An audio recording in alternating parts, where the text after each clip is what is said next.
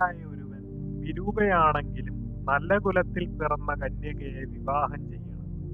സുന്ദരിയാണെങ്കിൽ പോലും നീചകുലത്തിൽ പിറന്നവളെ വിവാഹം ചെയ്യരുത്. തനിക്ക് തുല്യമായ കുലത്തിൽ നിന്നുള്ള വിവാഹമാണ് ഉചിതമായിട്ടുള്ളത്.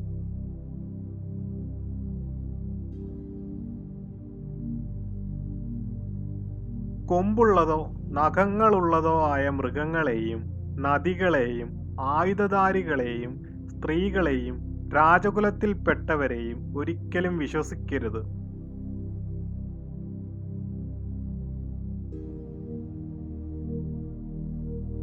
അമൃതം വിഷത്തിനുള്ളിൽ നിന്നുപോലും എടുക്കാം. അമേദ്യത്തിൽ കിടക്കുന്നതായാലും സ്വർണത്തെയും സ്വീകരിക്കാം. അതുപോലെ ഉത്തമമായ വിദ്യയെ നീചനിൽ നിന്നും സ്ത്രീരത്നത്തെ നീചകുലത്തിൽ നിന്നും സ്വീകരിക്കേണ്ടതാണ്.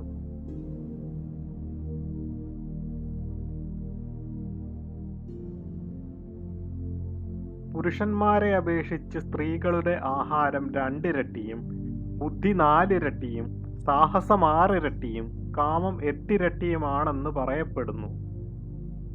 ഇതോടെ ചാണക്യനീതിയുടെ 1-ാം അധ്യായം സമാപ്തമാകുന്നു.